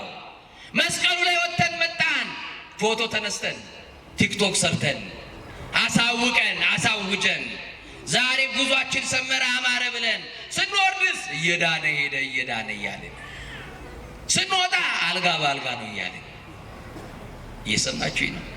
ከነቋጠሯችን ሄደን ሳንፈታ መምጣታችን አያሳዝንም? ያልተሳካለት ሰው ማለት እኮ እኛ ነን። አናለቅስም መስቀሉ ላይ ወጥተን። የክርስቶስ መስቀል ግማዱ ያለው እዛ ነው። መስቀሉ ላይ እኮ ነው ማልቀስ፣ መስቀሉ ላይ እኮ ነው ማንባት፣ መስቀሉ ላይ ነው ስለ ኃጢአት ማንባት፣ ማልቀስ፣ ራስን መውቀስ፣ ራስን መክሰስ መስቀሉ ላይ ወጥቶ ነው እንጂ የእናቴ ልጅ ቢቻልስ መስቀሉ ላይ ለክርስቶስ ለዛ ለስጋውና ደሙ እንዲያበቃ እንደው ተስሎ መምጣት ነው እንጂ መስቀሉ ላይ ወጣ የሽሮ የበርበሬ ጥያቄ ዛሬ መስቀሉ ላይ ነው ስለ ጤፍ፣ ስለ ኑሮ፣ ስለ ቤት ኪራይ፣ ስለ እንጀራ፣ ስለ ምናምን ስለሚያልቀው ስለ ጊዜያዊው አያችሁ የስጋ ፍላጎት ለሆነው ነገር የዚህን ዓለም አምሮታችን መቼ እንደሚወጣልን አላውቅም። መስቀሉ ላይ ሄደን መቼ ነው ክርስቶስን የምናየው? በዚህ ወር ነው መሰለኝ ታኅሳስ 11 ቅዱስ ያሬድ ዓመታዊ በዓል ነበር አይደል? ቅዱስ ያሬድ ታውቃላችሁ ንጉሥ አፄ ገብረ መስቀል ማዜም ሲጀምር ንግሥቲቱ ከነደንገጥሮቿ ደግሞ ንጉሱ ከነወታደሩ ይወጣና የቅዱስ ያሬድን ዜማ ይሰማ ነበርና ዘንግ ይዞ ዝማሜውን እየዘመመ ያለ የአፄ ገብረ መስቀልን እግር ወቅቶ እግሩ እንደተወጋ አፄ ገብረ መስቀል በተመስጦ ሰማይ ደርሶ እግሩ እየደማ የቅዱስ ያሬድ ደሙ እየፈሰሰ አፄ ገብረ መስቀል ንጉሱ ነው በተመስጦ የወጉት። ያ ሁሉ ደም ሲፈስ አያይም፣ ያ ሁሉ መከራን አይመለከትም። ምንድነው ቅዱስ ያሬድን ይህንን ሁሉ መከራ ያስረሳው ተመስጦ ብቻ ነው ወይ ሲባል ለካስ መስቀሉ ላይ ነበረ ቅዱስ ያሬድ፣ ለካስ ቀራንዮ ላይ ነበረ። እንደው አይታችኋል አይደል? ዘንግ ሲጥሉ ሲያነሱ ሊቃውንቱ እንደው ሙያዬ ስላልሆነ እንዳላበላሸው እናንተ ታውቁታላችሁ፣ አባቶች ያረሙኛል። የሰማችሁ ነው። እንደው ዘንጉን ይዘው መቋሚያው እንደው ሲወርቅ ሲነሳ ማንን እያሰቡ እንደሆነ ታውቃላችሁ? ከሊቶስጥራ እስከ ቀራንዮ እርጥብ መስቀል ይዞ የወደቀላቸውን የተነሳላቸውን የወደቀልንን የተነሳልንን ደግሞ ያነሳንን እርቃን የተሰቀለውን የአይሁድን እርኩስ ምራቅ የተቀበለውን የተተፋልህን የተናቀውን የሕማም ሰው የተባለውን አማኑኤልን ጎዱኑ እስኪታይ የተገረፈውን መድኃኔዓለምን ሰንበሩ እስኪታይ አጥንቱ እስኪቆንጠር ድረስ የተገረፈውን እርጥብ መስቀል ይዞ የወደቀውን በወደቀበት ሲረግጡት አይሁድ ሲተፉበት ያንን ክርስቶስን ቀራንዮ ላይ እንዳያየውን መከራ እየተሳተፉ በተመስጦ ሰማይ ይደርሳሉ፣ በተመስጦ ቀራንዮ ላይ ይደርሳሉ። አልታደልን ዛሬ ማህሌቱ ላይ ስንት ወር ያለ መሰላችሁ? ዛሬ ማህሌቱ ላይ መቀራኒውን እንዳናይ ተሸፍነናል። ማህሌቱ ላይ ወሬ አለ። ማህሌቱ ላይ መለቅሶ ነው እንጂ ምን ወሬ አለ? ቅዱስ ያሬድ እንዳየው ቀራኒውን ማየት አያችሁ። መስቀሉ ላይ ሄደን ግን ክርስቶስን ሳናይ እየወረድን ነው። እሱን አይተን እንድንወርድ አማኑኤል በቸርነቱ ይርዳል። ጊያዝ ሸወደና ንዕማን ሄዷል፣ ተሰናብቷል። ኤልሳ አላየኝም ብሎ ነው የሚያስበው። ኤልሳው በዛ ሰዓት ቤት በኩል እንደወጣ እንደሄደ በኤልሳ ላይ ያለው ቅዱስ የእግዚአብሔር መንፈስ ግን ገልጾለታል። መንፈስ ቅዱስ ከሳቲ ነው። መንፈስ ቅዱስ ደግሞ የተገለጠው የተደበቀውን ገልጾ ለኤልሳ ነግሮታል። ከዛ በኋላ ኤልሳ እንደላከ ሆኖ እንዲህ አለው፣ 1 መክሊት ብርና 2 መለወጫ ልብስ ትሰጣቸው ዘንድ አዞሃል ብሏል። ያልታዘዘው ቅድም አልፈልግም አይሆንም ብሎ ነበረ። ለሱ ግን ስጠው ብሎአል። አምጣው ብሎት ከመንገድ ላይ እንግዲያውስ መንገዶኝ ይሄንንም እኮ ያመጣሁት ለኤልሳ ነበረ፣ እሱ አያስፈልገኝም፣ የእግዚአብሔርን ጸጋ በነፃ ነው ያካፈልኩ ብሎ መርቆ ሸኝቶኛል። ከፈለገው ደግሞ ምን ገዶኝ ወደ ቤት ይዤ ከመመለስ ብሎ ያንን ልብስና ብሩን ሰጠው። ጊያዝ አጭበርብሮ ተቀብሎ ብሩን ቀብሮ ባዶ እጁን ወደ ኤልሳ ዘንድ ቀረበ። መምህሩ ምን አለው? ከየት መጣህ አለው። አረ የትም አልሄድኩኝም እዚሁ ነኝ አለ። እንዲህ ብሎ አለው፣ የትም አልሄድክም? አዎ ብሎ መምህሩን ሲዋሸው በንዕማን ላይ ወጥቶ የነበረው ለምጽ በአንተ ላይ ይውጣብህ አለው። ገንዘብ ጸጋን ይነጥቃል። ገንዘብ አያችሁ፣ አጭበረበረ በገንዘብ። ዛሬስ በሚዛን ነበር ድሮ የምናጭበረብረው። አንድ ክፍለ ሀገር በጣም እህል አምራቾች ናቸው እና አንድ ልጅ ነው የሚነግረኝ፣ እየሰማችኝ ነው። መጋዘን ቁጭ ብዬ እህል ገዛለሁ ከገበሬ አለ። የኢትዮጵያ ገበሬ ደግሞ የምታውቁት ነው። እንደኔ ሂሳብ እንኳን በስርዓት እንደው አሁን ሂሳብ ተማርኩ ብለን እንኳን አይሆንልኝም። እንደው የምታውቁት ነው። ያልተም ከፊሉ ነው የተማረው አይደል? እንደው ምናልባት አሁን ያለው እየተማረ ሊሆን ይችላል። ሂሳብ የምንሰራው በእጃችን ነው አለ። እየሰማችኝ ነው። ኪሎ 8 ዝን ኪሎውን የሆነ የምንወስድባቸው ነገር አለኝ አለ። ቀጠለ ደግሞ አንድ አለኝ እያልኩ ነው ሂሳብ ይዘው አለ። ያቺ አንድ አትደመርም። እየሰማችሁ እንዲህ እያደረኩ ብዙ ዘመኔን የኢትዮጵያን ገበሬ ሳጭበረብሮ ኖርኩኝ። ዛሬ ግን አንድ አለኝ የሚለው ራሱ ገበሬ ሆኗል። ማን አስተምሮት? እኛው። እየሰማችሁ ነው። እኛው ማሩ ላይ ባዕድ ነገር፣ ቅቤው ላይ ሙዝ ነበር የምንቀልሰው። አረ ሙዝስ ከሆነ እሱስ ምግብ ነው። የሚገል ነገር ራሱ እንደው ገንዘብ ካገኘ ሰው የሚከትበት ይመስለኛል። በበርበሬው ላይ ሸክላ ነበር ድሮ የሚጨምረው። አረ አሁንም ሸክላውን ችግር የለውም ይኸው እየበላ ነው። በጤፍ ውስጥ ጀሶ ነበር። አረ ጀሶስ ችግር የለም ይኸው ተስማምቶን እየኖርን ነው። ከባድ እኮ ነው ወገኖቼ። የት እንዳደረሰን አያችሁት? አጭበርብረን ያመጣ ነው። ገንዘብ ከጸጋ ይለያል። በዘመኑ ያልተሳካለት ወጣት ያልኳቸው አንዱ ዝሙት ያቆሸሸው ነው። 2 ደግሞ ገንዘብ ጸጋውን የነጠቀው ነው። ሁለተኛውን እንመልከት። አሁንም ላስቸግራችሁ። በትዳር ዘመኑ በሉ ያልተሳካለት ባለትዳር። በምን ዘመኑ? በትዳር ዘመኑ። በዚህ በአንደኛ ነገሥት ምዕራፍ 21 ላይ ታሪኩ ተመዝግቦ የምታገኙት አንድ ሰው አለ። ይሄ ሰው ናቡቴ ይባላል። ናቡቴ ሰፊ የሆነ የወይን እርሻ የአባቶቹን ርስት አስከብሮ የሚኖር የወይን እርሻ የነበረው ሰው ነው። ታሪኩን ታውቁታላችሁ። አክዓብ የተባለ ንጉሥ፣ ሚስቱ ደግሞ ኤልዛቤል ይባላሉ። በዛ አካባቢ አክዓብ ዞር ብሎ ሲያይ የወይኑን እርሻ ያይና የማን ነው ብሎ ይጠይቃል። ይሄማ የናቡቴ የምስኪኑ የናቡቴ ነው ተብሎ ተነገረው። ናቡቴ ተቀያሪ መሬት ልስጥ፣ የተሻለ መሬት ልስጥ፣ ይሄንን ንጉሥ ነኝ ፈልገዋለሁ ልቀቅልኝ ሲለው የአባቶቼን ርስት አልሰጥም አለው። እስቲ ሁላችሁም የአባቶቼን ርስት በሉ። አልሰጥም። የማንን ርስት? የአባቶቻችን ርስት ቤተክርስቲያናችን ናት። ሊገፋት የሚሞክር ካለ ይገፋል። የሰማችሁ ይናር። የምትገፋም ቤት ሆነ አይደለም፣ የምትነቀልም ቤት መሆን አይደለም። በአሸዋ ላይ አይደለም የተመሰረተችው። የሰማችሁ ይናር። መሰረቷ ጉልላቷ የሆነላት ራሱ ክርስቶስ ነው። ይቺን ቤተክርስቲያን ልግፋ ብሎ የሚሞክር ካለ ጸቡ ከክርስቶስ ጋር ነው። ምክንያቱም አካሉ ስለሆነች። የሰማችሁ ይናር። ለዚች ቤተክርስቲያን ራስ ስለሆነላት ደግሞ በዚህች ቤተክርስቲያን የከበረው እሱ ነው። በታቦቱ ላይ የተጻፈው የሱ ስም ነው። ያችሁ በሰማይና በምድር ጉልበት ሁሉ ለስሙ ለኢየሱስ ክርስቶስ ለሚለው ስለስሙ ይንበርከክና ይስገድለት ተብሎ የተጻፈው በአዲስ ኪዳን ጽላት ላይ እሱ ነው። ሌላ የለም። እና አልሰጥም አለኝ አለ። በዚህ ሰዓት እንዲህ አለች። ሄደችና ምስኪኑን የአባቶቹን ርስት አልሰጥም በማለቱ ድሃውን ምስኪኑን ናቡቴን ሄዳ አስገደለችው፣ ደሙንም በአደባባይ ላይ ያዘራቸው። በዚህ የተነሳ እግዚአብሔር ተቆጣ። ሰማችሁኝ አይደል?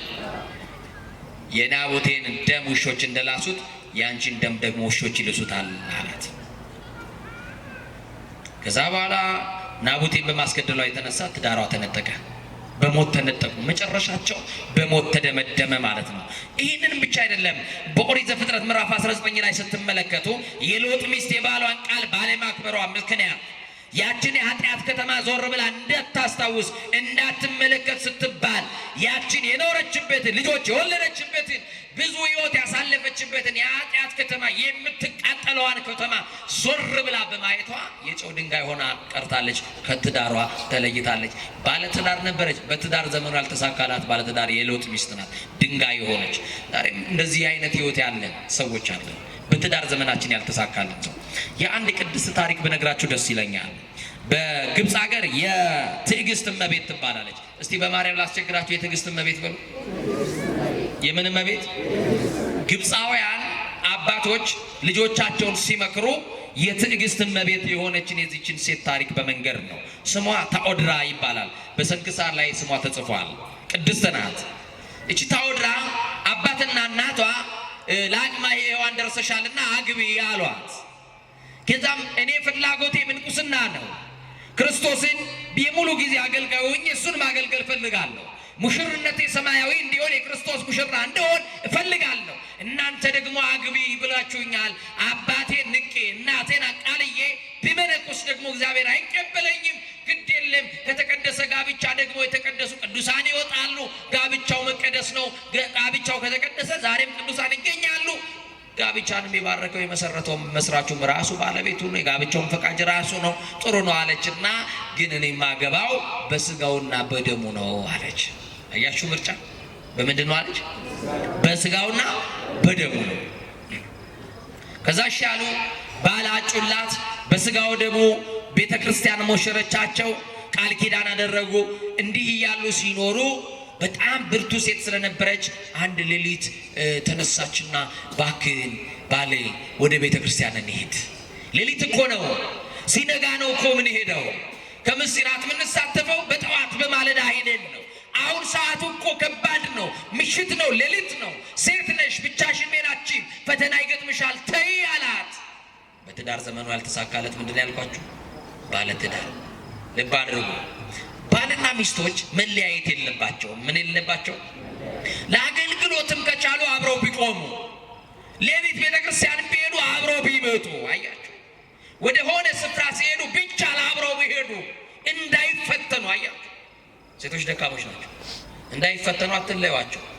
ከቻላችሁ ገበያን ብትሄዱ እቺም ሾፕ ለማድረግ ብቻ ብር ወርውረላ ከምትሄድ አብራት ትከበራለች። እሷ በአንተ ነው የምትከበረው። እውነት አሰብ እና ዘማራችሁ በእናንተ ነው የምትከበረው። እውነት አሰብ።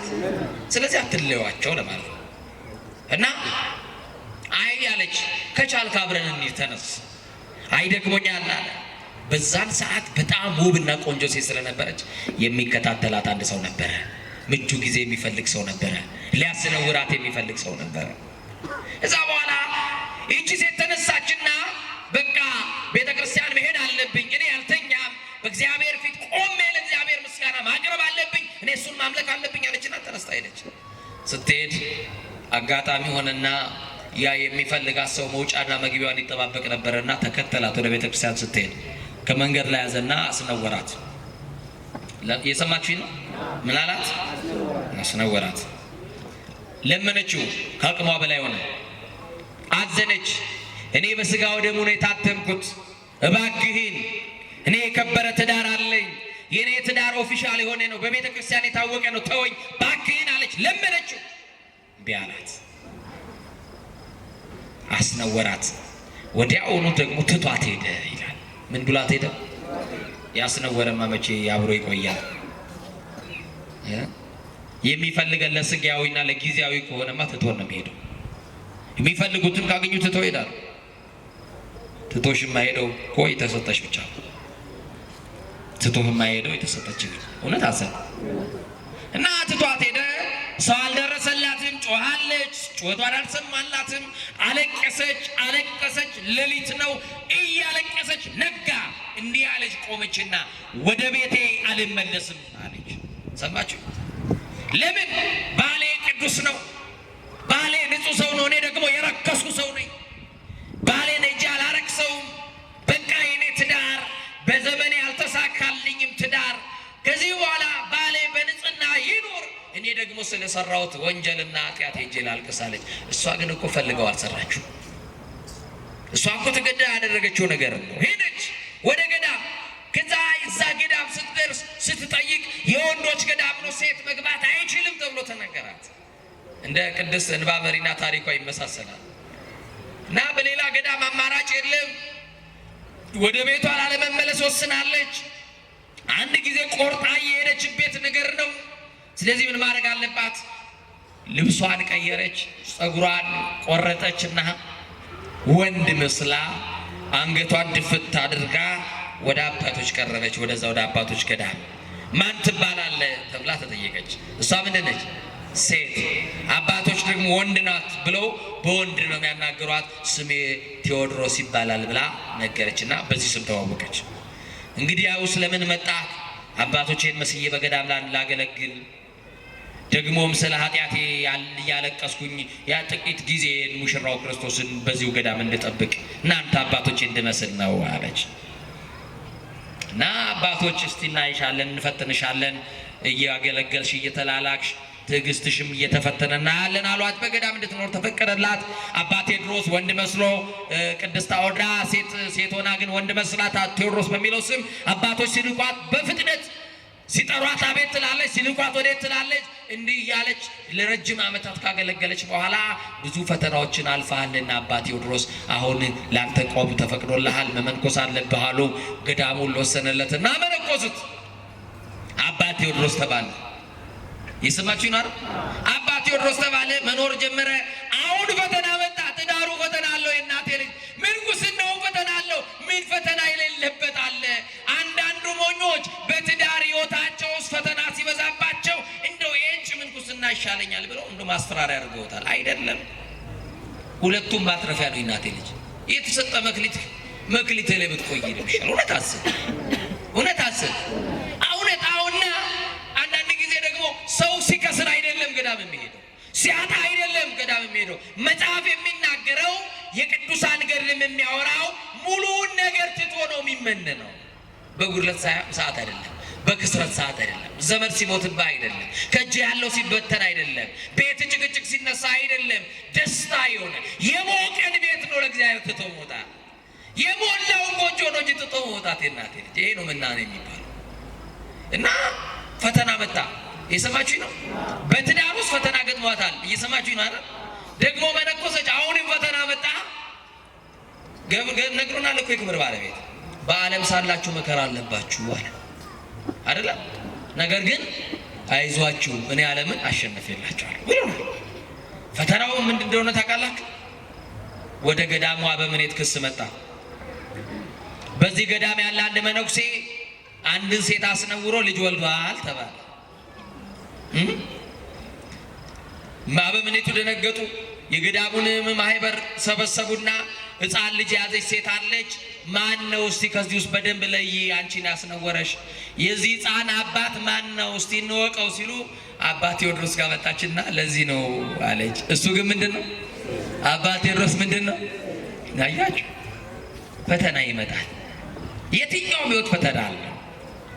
በዘመኑ ያልተሳካ በትዳር ዘመኑ ያልተሳካላ ባለ ትዳር ምንናም ደግሞ በምናኔዋ ደግሞ ሌላ ፈተና ቆብ የሚያስወልቅ ፈተና መጣ። ይሄው ከባድ መስቀሉ ስትይዘው መስቀልን የሚያስጥል ፈተና ይገጥማል። በትዳር ጠብቅ፣ ታገስ፣ ተንበርከክ፣ በቃ አለቀ። ትዳርሽ ውስጥ ጠብቂ። ያልሞላ ነገር ካለ ያልተሳካካ ያልሰጠሽ ነገር ካለ ጠብቀው እስኪሰጥ። ባይሰጥም በጉድለት ልታመሰግነው ግዴታህ ነው። የተፈጠርንበትም ዓላማ ይሄ ስለሆነ እሱን አመስግነን ክብሩን እንድንወርስ ነው። ሌላ አይደለም። እና ለሱ ነው አባ ዳኒ ማን ነው ቴዎድሮስ ደነገጠ። በውስጥ እኮ ይታዘባል አይደል? ይሄ እንደው እንዴት ያለው ጅል ነው። ያው ሴት ሆኜ እንደው ልጁ ያንተ ነው ተብዬ እንደው አያሳፍርም? አዛኝቷል። ዛሬም ጣት የምንጠቆምባቸው ሰዎች ማንነታቸውን በስርዓት የምናውቃቸው ሰዎች አይደለም።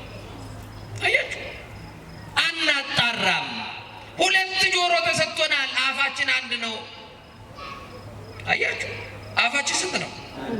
ግን ይውላችሁ በደንብ አይደለም የምናስገባው፣ የምናወጣው ነው የሚበልጠው። በደንብ አናጣን ሰማም መተቸትን ነው የሚቀድመው። ማማት፣ መቆራረጥ፣ መከታተፍ፣ ታርጋ መለጠፍ፣ ቁንጮ መንጨት፣ ስም መስጠት፣ ይሄ ቀና መፈትፈት እኮ ይሄ እኮ ነው። አያችሁ ምን እንዳለ ታውቃላችሁ? አባ ቴዎድሮስ አባቶቼ መነኮሳት እኔ ደካማ ልጃችሁን ማሮኝ፣ በቃ ደካማ ነኝ፣ ስጋ ነው የለበስኩት የሚወድቅ ስጋ። እውነት ነው አሰብ። እኛ እኮ መልአክ አይደለንም እንወድቃለን። እኛ እኮ መልአክ አይደለንም። አያችሁ መላእክት እንኳን ራስ ወድቀዋል እኮ። እና ጽኑዓን አይደለንም፣ ደካማ ነኝ፣ በቃ ደከምኩኝ፣ በዝሙት ወደቅኩኝ፣ ይሄ ልጅ ተወለደ። አንድ ነገር ጥፋቴን በእናንተ ፊት አምኜላችኋለሁ። የሕፃኑ እናት ግን አንድ ነገር እንድታደርግልኝ ለምኑልኝ። ምን እናድርግ? ሕፃኑን ታምጣና ትስጠኝ። ሰማችሁ? ከዛ በኋላ እንዳትጠይቀኝ። እሺ ተወሰነ። ሕፃኑ ለማን ተሰጠ? ንገሩኛ። ለአባ ቴዎድሮስ። አባ ቴዎድሮስ ሕፃኑን ታቀፈና ገዳሙ ደግሞ ምን ብሎ ወሰደበት? ለ7 ዓመት ገዳሙን ለቀህ ውጣ፣ ጾም፣ ጸልይ አሉት። የት ይሄዳል? ሕፃኑ ወተት ይፈልጋል፣ ሕፃኑ ምግብ ይፈልጋል፣ ሕፃኑ መተኛ ይፈልጋል። ቤት ይዞ አባ ቴዎድሮስ የተፈረደበት ፍርድ የዛ ሰዓት ነፃ ለመሆን እኔ ሴት ነኝ ቢል ከገዳም ይወጣል አይወጣም? ምክንያቱም የአባቶች ገዳም ነው። ገዳሙን ደፍራል ተብሎ ከገዳምም ይባረራል። አያችሁ ይሄ ነገር እንዳይሆንበት ይሄ ፈተናዬ ነው ልቀበል ብሎ ያልወለደውን ልጅ ይዞ ታቅፎ ወደ በረሃ ወጣ። በረሃ ሲወጣ አብሮት አማኑኤል ወጥቷል። ከተገፉት ጋር አለ አማኑኤል፣ ከተበደሉት ጋር አለ መድኃኔዓለም። ከዛ በዋሻ ውስጥ ገባና ቶራ እንዲታለብለት አደረገ አማኑኤል። ሚዳንቋ ታውቃላችሁ? ይመጡና ይታለቡል። ሕፃኑን ያንን ወተት እያጠጣ ለ7 ዓመት እሱ እያለቀሰ እየጸለየ። በጣም የሚገርማችሁ ለ7 ዓመት በዋሻ ውስጥ በነበረው ቆይታ ስለ ራሱ ሳይሆን ያለቀሰው አባ ቴዎድሮስ ወይም እናታችን ስላስነወራት ሰው ነበር የጸለየችው። አይገርም? ከክብር ያሳነሳትን ሰው እግዚአብሔር ሆይ ማረው።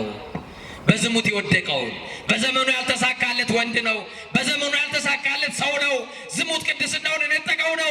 ማረው፣ ይቅር በለው እያለች ጸለየችለት። እነኚህ ቅዱሳን ይጸልዩልን። ዛሬ ለረከስነው ለተዳደፍነው አማኑኤል በእውነት ምሕረት እንዲያደርግልን ቅዱሳን ያልቀሱልን።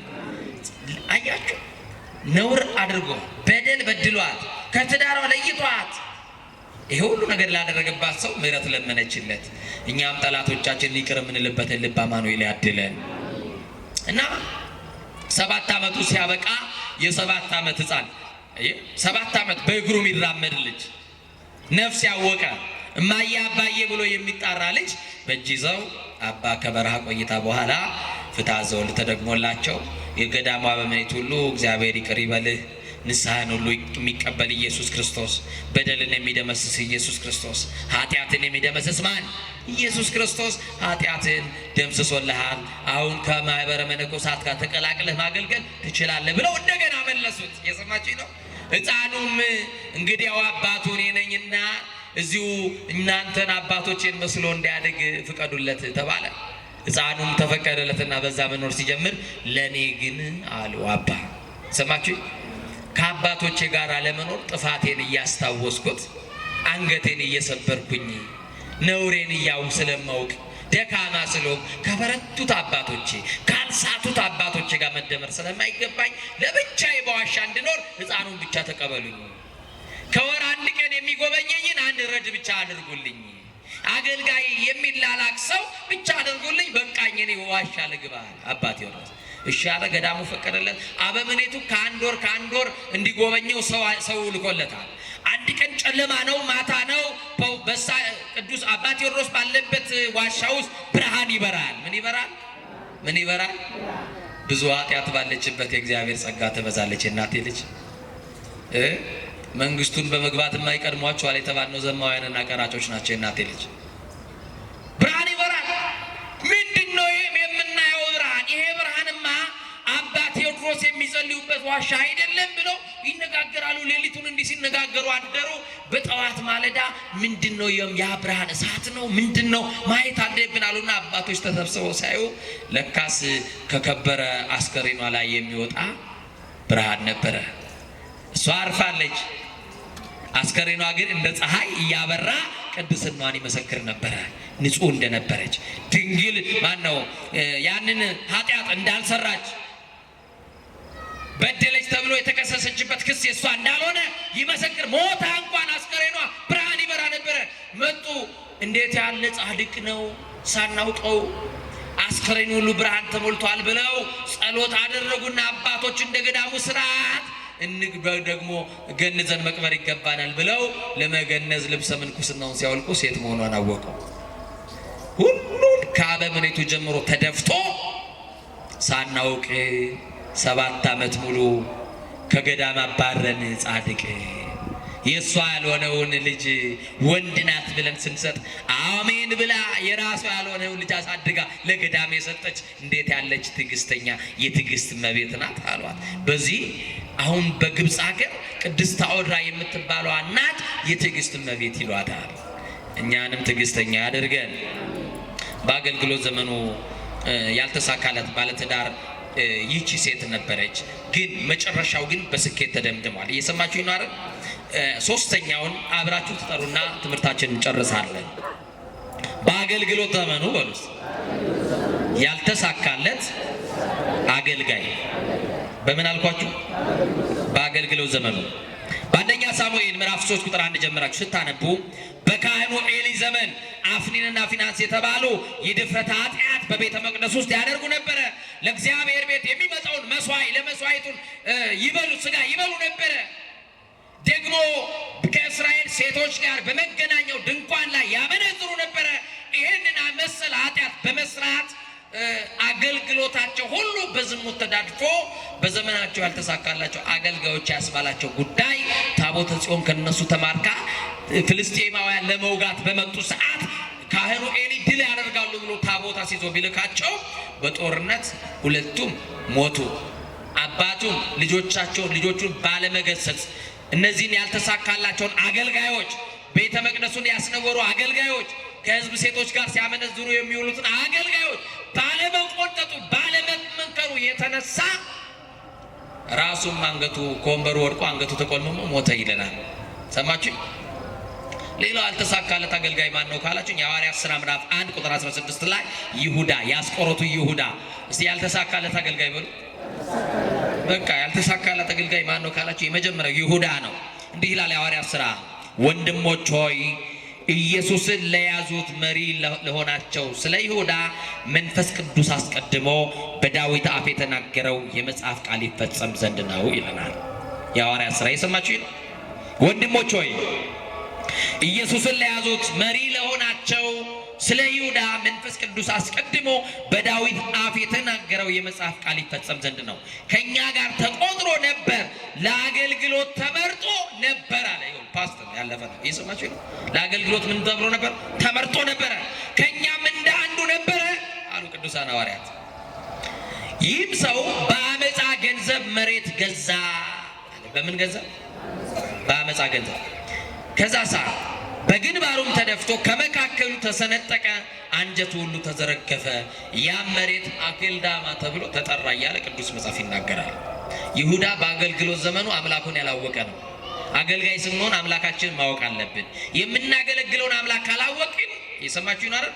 ቢሮ ገብቶ የመውጣት ያክል ይሆንብናል አገልግሎቱ። ቤተ መቅደሱ ላይ ያለውን አምላክ መድኃኔዓለምን መፍራት ካልቻልን በፍርሃት ማገልገል፣ መቅደሱ ስንቆም በፍርሃት ካልሆንን አገልግሎታችን በአገልግሎት ዘመኑ ያልተሳካለት አገልጋይ ያስብለናል። ይሁዳ በአገልግሎት ዘመኑ ያልተሳካለት አገልጋይ ነው። ጌታውም ለጌታውም አልታመንም። እኛም በቤተ መቅደስ ለጌታችን ካልታመንን፣ ለምናገለግለው ለመድኃኔዓለም ካልታመንን መጨረሻችን በዘመኑ ያልተሳካለት ሰው እንደተባለው ሰው እንሆናለን ማለት ነው። ሌላው በስልጣን ዘመኑ ያልተሳካለት ባለስልጣን ነው። በምን ዘመኑ? በምን ዘመኑ? እስቲ በስልጣን ዘመኑ በሉ። ያልተሳካለት መሪ ኦሪት ዘጸአት ምዕራፍ 10 ላይ ፈርዖን ይባላል። ማን ይባላል? ፈርዖን ስልጣኑን በኃይል ተጠቀመ። እስራኤላውያንን በደለ፣ ህዝብ አሰቃየ። መጨረሻው ስልጣኑን የሚቀማ ሳይታገል የሚጥል ሳይወረውር የሚመታው እግዚአብሔር ምን አደረገው? ህዝቤን ከእጅ እፈልጋለሁ አለ። የምታሰቃየው ህዝብ ባለቤት አልባ አይደለም አለ። የምታስለቅሰው ህዝብ፣ የምትገድለው ህዝብ የነ ራሔል ህዝባ በፊቴ ወጥቷል፣ ጩኸታቸውን ሰምቻለሁ። ዱባና ሽንኩርት እያበላ ጡብ የምታስረግጠውን ህዝብ፣ የምትጨቁነውን ህዝብ ስልጣንን ተጠቅመ ወሰራዊትን ተጠቅመ የምታደርገው ግፍና በደል በፊቴ ወጥቷል አለው። ከዛስ እግዚአብሔር ጩኸታቸውን ሰማ። ፈርዖንና ሰራዊቱን በኤርትራ ባህር አሰጠማቸው። የፈርዖን ስልጣን በእግዚአብሔር ተቀማ። ሰማችሁ? በስልጣናችሁ በጎ ካላደረጋችሁ ስልጣናችሁን አማኑኤል ይቀማዋል። ወቁ። ጥቂት ስልጣን ያላችሁ ትንሽ ስልጣን ይዛችሁ በስልጣናችሁ ዘመድ የምትመርጡ ካላችሁ፣ መንደር ውስጥ የገባችሁ ባለስልጣን ካላችሁ፣ ጎሰኛ የሆናችሁ ባለስልጣን ካላችሁ የሚሽርም የሚሾመውም እግዚአብሔር። ሲሾም ብቻ አይደለም እግዚአብሔር፣ ሲያከብር ብቻ አይደለም እግዚአብሔር፣ ሲያዋርድም አይተናል። ሲሰጥ ብቻ አይደለም ሲነጥቅም አይተነዋል። ሲያከብር ብቻ አይደለም ሲያዋርድም አማኑኤልን አይተናል። ወገኖቼ የፈርዖን ስልጣን በእግዚአብሔር ተቀማ። በዘመኑ ያልተሳካለት መሪ መጨረሻው በሞት ተደመደመ። ከነሰራዊቱ አለኝ ብሎ ከሚመካበት ሰራዊቱ ጋር በኤርትራ ባህር ውስጥ ተደመደመ። ዛሬም የፈርዖንን ልብ የያዙ እብሪተኞች ወደ እግዚአብሔር ካልተመለሱ በስተቀር መጨረሻቸው ሞት ነው። ወመኑ የፈርዖንን ልብ የያዙ ጨካኝ የሆኑ ለሕዝብ የማይራሩ ለድሃ የማይራሩ ጨካኞች ካሉ የፈርዖንን ልብ ይዘዋል። መጨረሻቸው ጥፋት ነው ይላል መጽሐፍ ነው የሚናገር። የሐዋርያት ሥራ ምዕራፍ 12 ቁጥር 2 ደግሞ ስታነቡ በመሪ ዘመኑ በስልጣን ዘመኑ ያልተሳካለት ባለስልጣን ወይም መሪ ንጉሥ ሄሮድስ ነው። የክርስቶስን ቤተክርስቲያን ያሳደደ አገልጋዮቿን የገደለ ጨካኝ መሪ ነበር። የቅዱሳን ሐዋርያትን ደም የነ ቅዱስ ያዕቆብን ደም የክርስቲያንን እንባና ጩኸት እየሰማ በጩኸታቸው የተሳለቀ በሞታቸው የተደሰተ የቤተ ክርስቲያን አገልጋዮችን ያሳደደ መሪ ሄሮድስ ነበረ። ዛሬም የሄሮድስን ልብ የያዙ ቤተ ክርስቲያንና አገልጋዮቿን ሊያሳድዱ ይችላሉ። መጨረሻቸው ግን ጥፋት ነው። መኑኝ መጨረሻቸው ምንድን ነው? ይኸው መጽሐፍ እኮ ነው የሚናገረው። ራሱ ተቀምጧል። ምን ይላል? ያዕቆብን በመግደሉ ምክንያት የደስታ የምስራች ሲያሰሙ ጴጥሮስን አሰረው። በዚህ የተነሳ ከእግዚአብሔር መልአክ ተላከ። ክፉኛ ይኸውላችሁ፣ ያ የተላከው የሚቀጽፍ መልአክ የሚምር አይደለም፣ ለምሕረት አይደለም፣ ለቁጣ የታዘዘ መልአክ አገኘው፣ መታው። 5 ቀን በጽኑ ደዌ የተሰቃየ ሄሮድስ። ለምን? ትልቋ ቤተ ክርስቲያን መግፋት ሲጀምር ታመመ። ትልቋ ቤተ ክርስቲያን መግፋት ሲጀምር ወደቀ ይላል። የብዙዎች ውድቀት ቤተ ክርስቲያን ላይ ሄዶ የተላተሙ ቀን። ታላቋ ቤተ ክርስቲያን ሊነካኩ ሲሞክሩ ውድቀታቸው ይፋጠናል። የሰማችን መሪዋ ራሷ ማን ስለሆነ? ራሱ ክርስቶስ ስለሆነ በታላቅ ሕመም ታወከ፣ ታመመ። ከዛን ስጋው ሸቶ ተልቶ ሞተ ይላል። አያችሁ፣ የ5 ቀን ሕመም ስጋው እስኪበሰብስና እስኪተላ ድረስ አደረገው። ያ የመታው ቀጻፊ መልአክ ለቁጣ የተላከው መልአክ መጥቶታል። 5 ቀን ድረስ ግን ተሰጥቶታል ንስሐ እንዲገባ። 5 ቀን ያሳደዳትን ቤተክርስቲያን ይቅርታ እንዲጠይቅ ተደርጓል። ዛሬም ያሳደዷት ዛሬ ነገ ወድቀው ቤተክርስቲያን ይቅርታ ካልጠየቋት የሰማችሁ ነው አይደል? መጨረሻቸው እንደ ሄሮድስ የክርስቶስን ቤተክርስቲያን ማሳደድ፣ አገልጋዮቿና አማኞቿን ማሰቃየት መጨረሻው ጥፋት ነው። አሁን በዘመኑ ያልተሳካለት መሪ አልኳችሁ፣ ባለትዳር አልኳችሁ፣ አገልጋይ አልኳችሁ፣ ብዙ ነገር ጠቀስኩላችሁ። በዘመኑ የተሳካለት ሰው ለመሆንስ ምን እናደርግ? ከኔ ጋር ናችሁ? ስኬታማ ሰው ለመሆን ምን እናደርግ? ለእግዚአብሔር እንገዛ፣ ድሃ አንበድል፣ የሰው ሀቅ እንመልስ፣ የሰራተኛ ደሞዝ አንውሰድ፣ ከተፈቀደልን በላይ አትውሰዱ፣ ከታዘዛችሁት ነገር በላይ አታደርጉ፣ ለመስሪያ ቤታችሁ ታመኑ፣ ለሾሟችሁ ሰዎች ታመኑ፣ ለትዳራችሁም ታመኑ፣ ለቤታችሁም ታመኑ። ይሄንን አድርጉ። የሰማችሁናል። ቀጥሎስ ንስሐ ግቡ። ቀጥሎስ ስጋውና ደሙ ተቀበሉ። የዛ ጊዜ በዘመናችሁ የተሳካለት ሰው ትሆናላችሁ። የተሳካለት ሰው ለመሆን መተው የሚያስፈልገን የስጋ ስራ ተብሎ የተገለጠው ነው። ሐዋርያው ቅዱስ ጳውሎስ በገላትያ 5 ቁጥር 19 ላይ የስጋ ስራ የተገለጠ ነው ይለናል። የምን ስራ? ምንድነው የስጋ ስራ ሲል ዝሙት ይለናል። የመጀመሪያው ምን ይላል? ቀደም ነግሬያችኋለሁ። ምን ብለናል? ዝሙት። ሁለተኛው ርኩሰት፣ መዳራት፣ ጣዖት ማምለክ፣ ሟርት፣ ጥል፣ ክርክር፣ ቅናት፣ ቁጣ፣ አድመኝነት፣ መለያየት፣ መናፍቅነት፣ ምቀኝነት፣ መግደል፣ ስካር፣ ዘፋኝነት ይህንን የመሳሰሉትን የሚያደርግ የእግዚአብሔር መንግስት አይወርሱም ይላል። የተሳካለት ሰው ለመሆን እነዚህ የተዘረዘሩትን የሥጋ ስራዎች ተውና የመንፈስ ፍሬ ተብሎ የተቀመጠውን እንዲሳካላችሁና እንዲሳካልን ፍቅርን እንያዝ። ምንን እንያዝ? ደስታን እንያዝ፣ ሰላምን እንያዝ፣ ትዕግስትን እንያዝ፣ የበጎነትን ካባ እንደርብ፣ እምነት ይኑረን፣ የዋህነት እናብዛ፣ ራስን እንግዛ። ይህንን ካደረግን በዘመኑ የተሳካለት ሰው መሆን እንችላለን። የምትወጥኑት ነገር ይሰምርላችኋል፣ የምታቅዱት ነገር ይሳካላችኋል። እየሰማችሁ ይናል። በዘመኑ የተሳካለት ሰው ትባላላችሁ። አንድ ሴት ነበረች፣ ትምህርቴን ጨረስኩኝ። ሰማችሁ? ስንት ሴት ነበረች? የቆይቼ ስለመጣው ነው ማቆያችሁ። እሺ፣ ከብዙ ቆይታ በኋላ ስለመጣው አንድ ሴት ነበረችና ይቺ ሴት ትዳር አላት፣ ግን ልጅ የላት። ይሞላል ሁሌ። ማን ሲሰጥ ነው? ማን ሲሰጥ ነው? እግዚአብሔር ሲሰጥ ደግሞ መጠበቅ ነው። እሱ ይታማል ለመስጠት? ንገሩኛ በማርያም ለመስጠት ይታማል? አይታማም። እና የሚገርማችሁ ትዳሯ ውስጥ ልጅ ያጣችሁ 11 ዓመት። ስንት ዓመት? ይሄው ታሪክ ይናገር። ስምዖንና ቅሌስያ 30 ዓመት ልጅ ሳይኖራቸው ጠበቁና አቡዬን አገኙ።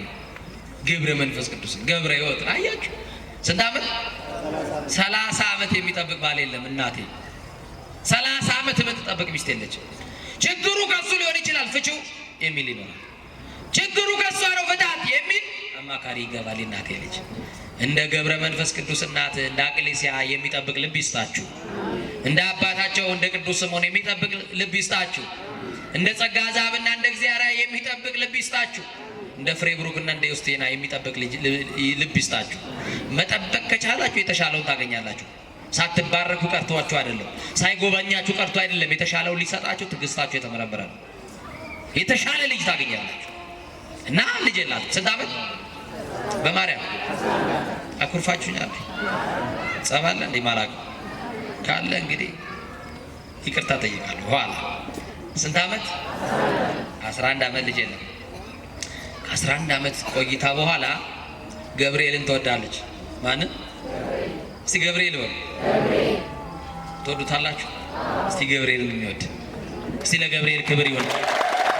የሚጠብቃችሁ መልአክ ነው። እና ቤተክርስቲያን ትመጣና ገብርኤል ቤተክርስቲያን በትልቅ ባነር የተሰራ 3 ደቂቅን ከእሳት ሲያወጣ የሚያሳይ ስዕል አለ። እየሰማችሁ ነው?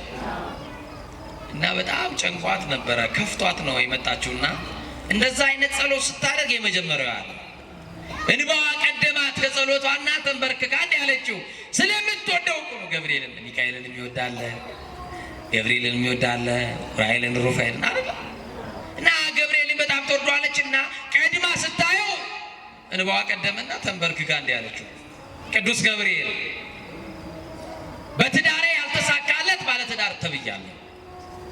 ሰማችሁ? ትዳሬው ሰዎች እጃቸውን ነክረዋል፣ እኔን እየጎተቱ ሊያወጡ፣ ባሌንም በዛ እየጎተቱ ሊያወጡ፣ ሊለያዩን ነው። የተገመድንበት ገመድ ደግሞ የታሰርንበትን ያን ገመድ ደግሞ ያሰረው አማኑኤል ነው። እሱ ያሰረውን ገመድ ሰዎች ሊቆርጡ እየተሯሯጡ ነው። አያድርስ እኮ ነው ዛሬ። አማኑኤል የገመደውን ሁሉ ለመቁረጥ የሚገባ ሰው አለ ሳያውቀው። እና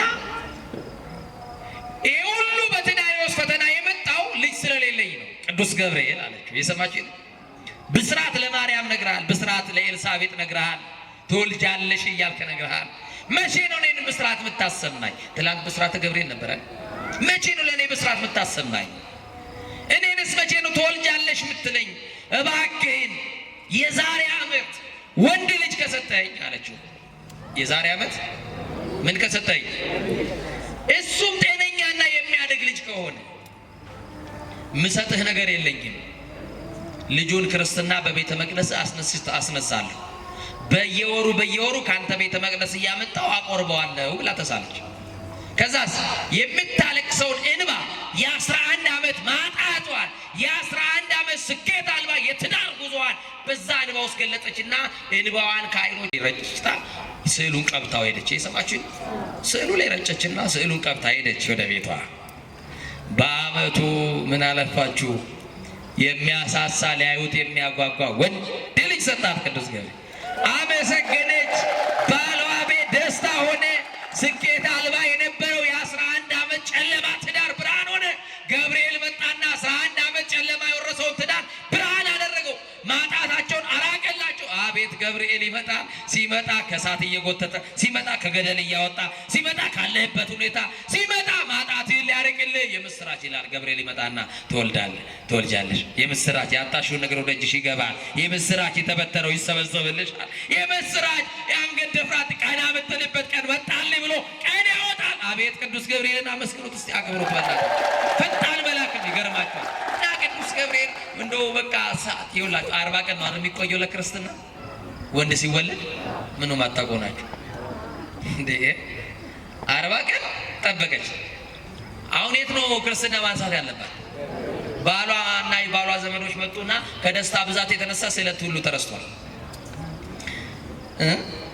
እኛ እዚህ አልቀሰን ለምንዋለን፣ አማኑኤል ይሰጠናል፣ እንረሳለን። የት አባቱ ስለቱ ስንት ስለት የበላ ነው እኮ አለን እዚህ ውስጥ ሞልቶልን ይረሳል። ስናጣ ለቅሷችን መከራ ነው አይደለ? ግብ ግብ ከእግዚአብሔር ጋር ሲሰጠን ደግሞ ይኸውና ያለውን በአፋችን የተናገርነውን ደግሞ እናስቀርበታለን። እና ክርስትናው ሳደረሰ ለኛ ማርያም ነው ቅርባችን። ማርያምም ቤተክርስቲያን ነው፣ ገብርኤልም ቤተክርስቲያን ነው። ሁለቱም ያው ነው። ዋናው ክርስትናው መነሳቱ ነው። ባክሽ እዚህ ማርያም እናንሳ ይላታል ባሏ። የሰማችሁ ነው። በቃ እሷም ተሸነፈች። ሌሎችም ሆይ ሆይ ሲሉ ገብርኤል የተሳለችውን ስለት ማርያም ቤተክርስቲያን ወሰደች። ክርስትና ተነሳ። ቤተ መቅደስ ይዛው ገባች። ጎን ላይ አቋቋሚ የሚባል ታውቃላችሁ እናንተ ከየት እንዳመጣችሁት ባላ አቋቋሚ ነው እንትና ወልዳ ለላቋቋማት ክርስትና ልታን ላቋቋማት ያው አብሮ የሚቆም ነው መሰለኝ አይደል? እና ያቺ አቋቋሚ ለበላችሁና መቋሚ ማለት ነው። ልጇን ተቀብላ የምትይዘው ክርስትና አንሸዋ ናት። እውነት ነው። ክርስትና እናት የሆናችሁ ሰዎች ሕፃኑን ትይዛላችሁ አይደል? ይዛቀ እንደው የሌላችሁ ከሆነ እሷን በልጅ የባረከ አማኑኤል እኔን ባርከኝ ትላችሁ ትጸልያላችሁ። ጥሩ ነው አይደል? እና ይዛ ቆማለች። ለካ የታቀፈችው አስከሬን ነው ማለት የሰማችሁ ነው። ልጁ ሞቷል አላወቀችም። ዝም ብላ ይዛለች። ቅዳሴው አለቀና የመጀመሪያ ቁርባን የሚቆርበው ማን ነው? ክርስትና አይደል? ክርስትናውን አስቀድሙ አሉ ካህናት። ከዛ ክፍት አድርጋ ስትሰጥ ልጁ አይኑ አይገለጥም። ተኝቶ ነው ቀስቀሽው ይሏታል ካህኑ።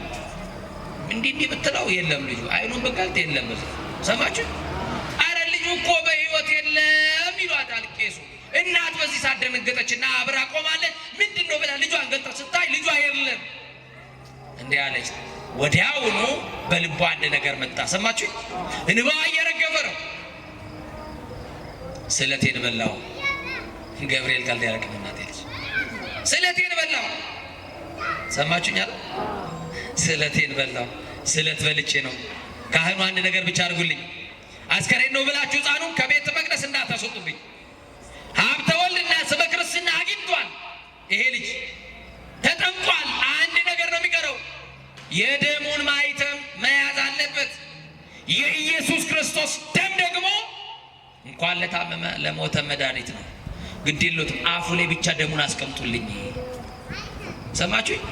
እንዴት ብዬ እኮ በህይወት የለም። ግድ የለውም። ደሙ የክርስቶስ ነው አይደል? አዎ። ታዲያ ከሞተ የሞተ እንደሆነ አያነሳውም እንዴ? የኔ አባት ግድ የለውም። ጤነኛ ልጅ ይዤ ገብቼ ማስከሬን እያልወጣም የኢየሱስ ክርስቶስ ደም ከኃጢአት ብቻ ያነጻል ሳይሆን የሞተንም ያነሳል። ግድ የለም። አንደበቱ ላይ አስቀምጡልኝ፣ አፉ ላይ አስጠጉና ቀቡት። ግድ የለም። በጽዋ ያዘው እንዲያቆን ጠጋ በላሉትና በጣታቸው ይዘው ነክረው ከንፈሩ ላይ ሲያስቀምጡት አይኑን ግልጥ አደረገ። ክብር ለመድኃኔዓለም ይሁን። ገለጠ በቃ። ከዛስ አያችሁ በትዳር ዘመኑ 11 ዓመት ያልተሳካላት ሴት የነበረች ከ11 ዓመት ልመና በኋላ በገብርኤል ጸሎት ልጅ አግኝታ ደግሞ ስለት በማስቀረቷ ደግሞ ስኬቷ ጨልሞባት ነበረ።